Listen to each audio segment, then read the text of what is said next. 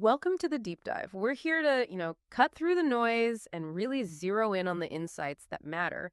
Today, we're plunging into a challenge that frankly keeps huge organizations awake at night. We're talking corporate giants. How do you stay truly agile, like Yeah. genuinely responsive and innovative when everything's constantly changing with digital disruption? It's a massive question. And for a lot of them, the answer seems to point towards something called the Scaled Agile Framework, or SAFe. This isn't just your small team stuff anymore. It's about trying to engineer the entire company to move fast, but with purpose. We've got a stack of sources here, and we're ready to unpack it all, really get beyond just the surface level. Right.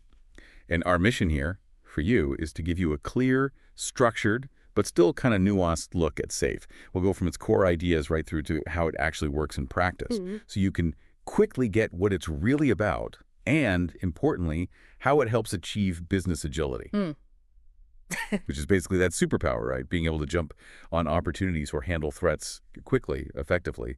It's about thriving, not just surviving in today's, well, pretty volatile markets. Exactly. Yeah, we're not just going to list features. We want to dig up some surprising bits, some practical stuff, make this complex topic feel, well, accessible and hopefully pretty engaging for you. The goal is you walk away knowing not just what SAFe is, but why it's a big deal and how it actually plays out. So let's jump right in. Okay, first things first. What exactly is SAFe? You hear about lots of ways to scale agile. What makes SAFe stand out for these like really big companies? Well, what's interesting, I think, is that SAFe isn't just, another agile method with a few tweaks. It's designed from the ground up for large enterprises, the ones struggling with the sheer complexity of a linking strategy to what teams are actually doing across maybe hundreds, even thousands of people. Our sources, they really highlight how it pulls together proven stuff from agile software development, lean thinking, and systems thinking, puts it all into one big picture. And yeah, the main goal is that business agility you mentioned, host across the whole company. It tries to line up people, process, tech, everything really, so the organization can respond fast and, crucially, predictably. To help visualize this, SAFe has this thing called the big picture. It's like an interactive map online. It shows all the roles, activities, the workflow. It's more than just a chart. It's a kind of roadmap and a way to communicate how it all fits. And, importantly, SAFe isn't set in stone. It evolves. As of now, August 2025, version 6.0 is the main one, but they keep updating it. Shows they're trying to stay current. Yeah, so if you've ever felt like the market's just moving too fast and you wonder how these massive companies, banks, manufacturers, whatever, how they manage to pivot or innovate, well, this is the kind of system they might be using. It's designed to help them avoid getting stuck in their own size and success. Okay, talking about evolving, I'm curious about SAFe's history. When did it actually first pop up? It sometimes feels like it's just always been there in the corporate world. That's a good question, and the history tells you a bit about its flexibility, actually. Dean Leffingwell first laid it out formally in his 2007 book, Scaling Software Agility. Then the official version 1.0 came out in 2011. That set the baseline. But since then, it's really changed quite a bit and tapped into trends like DevOps and now AI. For instance, version 4.0 back in 2016, that brought in the value stream level for really big solutions. That was huge because it made companies think beyond just projects. Look at the whole end-to-end flow of value, idea to customer, optimize the whole Right, system. not just the silos. Exactly. Then version 5.0 in 2020, that added the 10th principle, organized around value, pushing for a deeper cultural shift. And the latest big one, 6.0, from March 2023, really sharpened the focus on business agility and, significantly, started weaving in AI integration. It also reshuffled things around five core SAFe disciplines, things like leadership and culture, product development flow, makes it maybe a bit easier to learn. And that evolution, it's not just academic, is it? The fact that Scaled Agile Inc. keeps maintaining it, adding updates for stuff like AI in the workforce, it shows they're really trying to keep it relevant, a living framework almost. Okay, so we know what it is, roughly, and how it got here, but what's the engine? What's the philosophy behind all these diagrams and roles? The bedrock. Right, underneath everything, you've got these 10 core principles. They're the foundation. They really blend lean, agile systems thinking. And they're not just rules on a page. They're meant to drive a mindset shift towards lean, agile leadership and always improving. Let's touch on a couple of key ones. One is take an economic view. Hmm. This means every decision, basically what feature to build, what to delay it, has to be framed economically. ROI, cost of delay, trade-offs. It changes the conversation about priorities. Makes it less about guesswork. Totally. Another big one, apply systems thinking. This pushes everyone to see the connections across the whole company. How teams, processes, even outside stuff affects everything else. Get out of those silos. Then there's build incrementally with fast integrated learning cycles. Break work down, deliver small pieces, get feedback fast, learn quickly, de-risk things. Make Mm. sure you're building the right thing. Instead of massive waterfall projects that might miss the mark. Exactly. And finally, organize around value. This is fundamental. It means structuring your teams, your RTs, around how value actually flows to the customer, not around old functional departments. Much more efficient.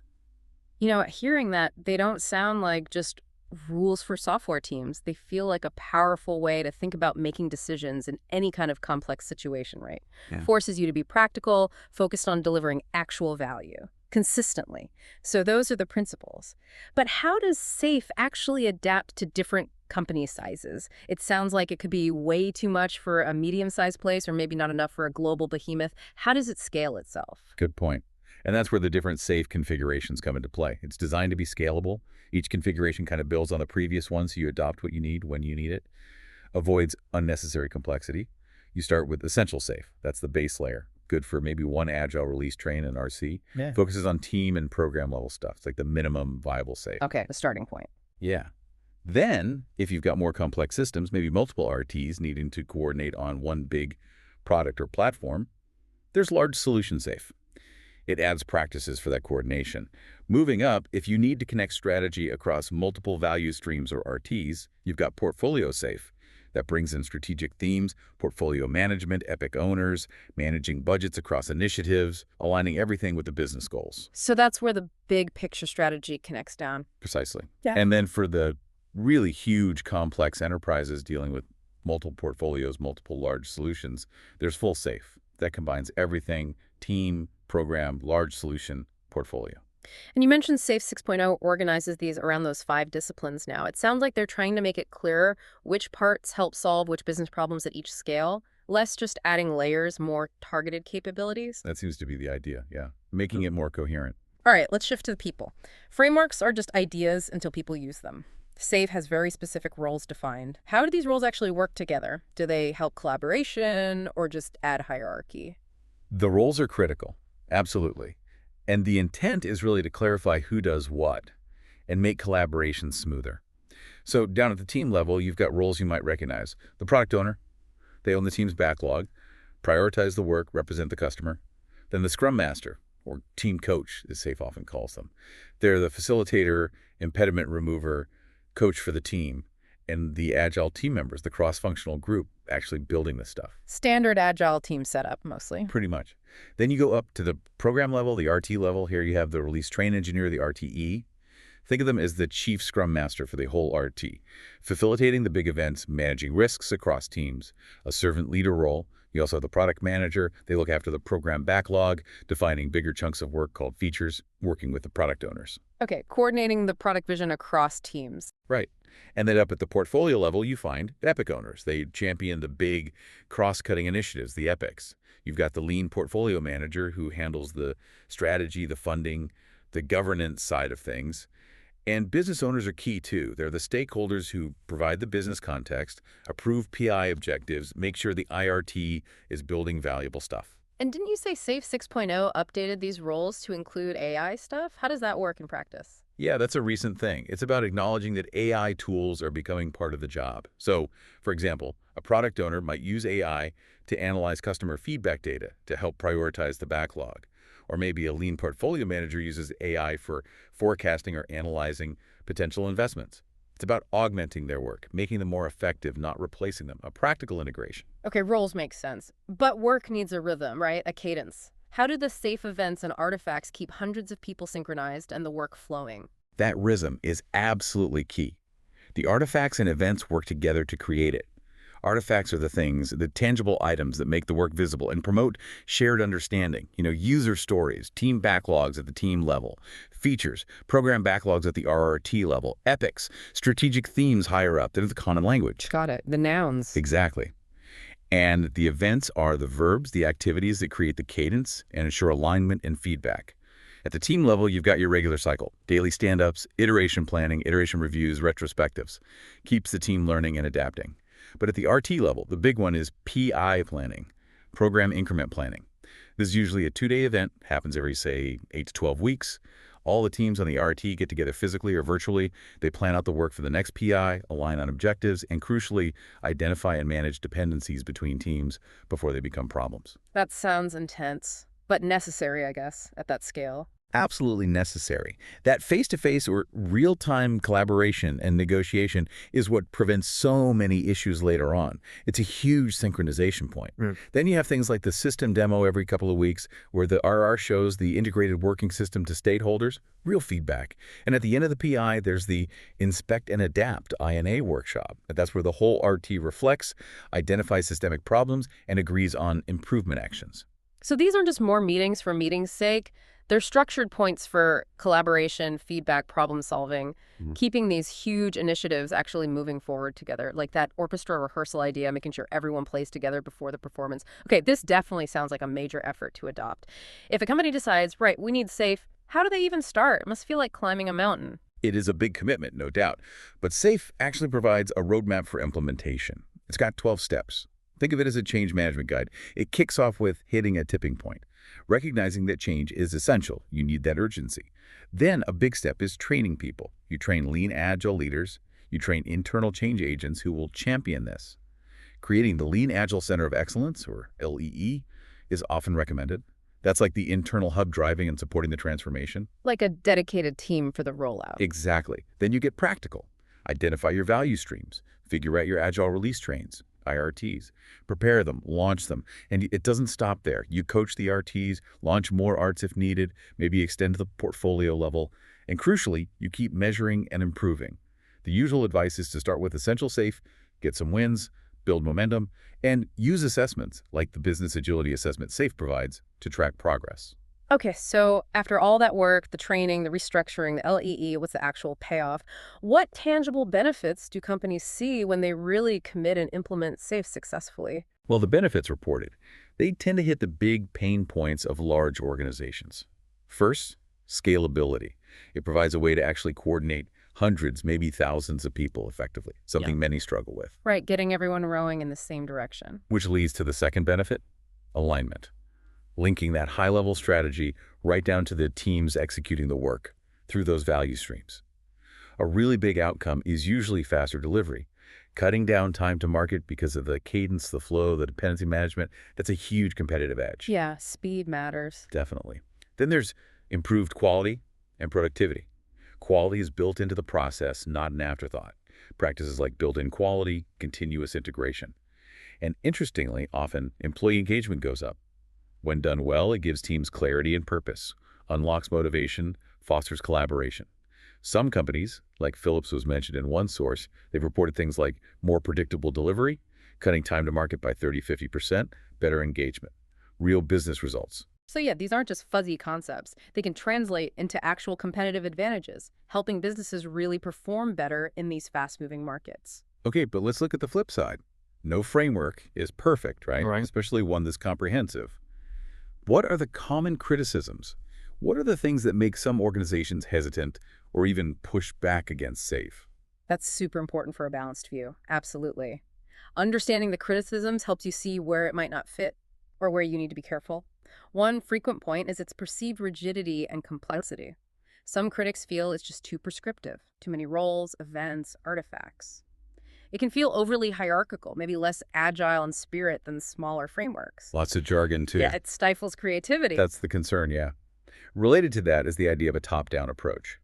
Some argue it can reinforce traditional management structures and limit true team autonomy compared to more bottom-up agile approaches.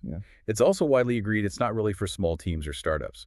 The overhead involved in setting up ARTs and PI planning, it's likely overkill if you don't have that scale problem. Right tool for the right job, basically. Exactly. And there's definitely significant implementation overhead. It demands a lot of training, a big cultural shift, dedicated change management effort that can be costly, time-consuming, and face resistance. Finally, there's the criticism about the potential for an illusion of agility, the idea that companies might implement the mechanics, the events, the roles, but miss the underlying mindset shift. So they look agile, but aren't really reaping the benefits. Agile in name only. Understanding those points is key, isn't it? It suggests you can't just install SAFe like software. You have to adapt it, focus on the principles behind it. Precisely. And many proponents would argue you can address these by tailoring the framework, focusing on the core lean agile principles, adapting it to your context. Don't just follow the rules blindly. The goal is business results, not just doing safe. Okay, one last thing before we wrap. We've said it safe evolves. Hmm. How is it staying current now, especially with AI becoming such a dominant force? What's new? Yeah, its commitment to evolving is pretty clear. Since Safe 6.0 launched in March 2023, they've continued to refine things, right up through mid-2025. There's been ongoing work on that discipline reorganization we mentioned, clarifying the core areas. They've added new competencies, like one specifically on building an AI organization, and guidance for non-technical teams, like launching agile business teams. So directly addressing AI and broadening the scope. Right, and lots of new guidance. Updated articles digging deeper into AI-augmented workforces, Mm. lean governance, plus very specific executive guides, like how to use SAFe effectively if you're also running SAP, tailored advice.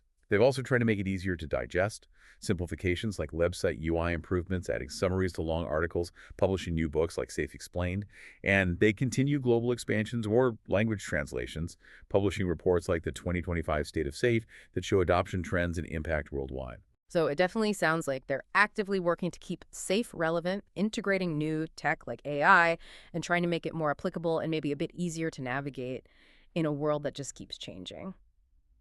Wow. Okay, that was quite the journey through SAFe today. We've covered a lot from where it came from, its core principles, the different ways it scales, the roles, the events, and how it keeps evolving. It's clearly a very comprehensive framework, often debated for sure, but undeniably influential for large organizations trying to be more agile. Absolutely. It's robust, it's extensive, it's really engineered to tackle the complexity of agility at scale. But I think its real power or potential power isn't just in the detailed processes, it's in trying to foster that underlying lean agile mindset. That's the harder part. And yeah, the fact that it keeps evolving, especially incorporating things like AI, shows it's trying hard to stay relevant and be a practical tool for achieving genuine business agility. So that leads us to a final thought for you, our listener, to mull over. Given everything we've talked about, the potential benefits, but also the criticisms, how crucial do you think that cultural shift, that mindset change, really is when adopting something like SAFe? How much does it weigh compared to just getting the processes and rules right? Something to think about as you reflect on our deep dive today. If you enjoyed this video and found it helpful, don't forget to like, comment, and share it, with others who might benefit too. To learn more about product management and digital marketing, make sure to subscribe and hit the bell icon so you never miss an update.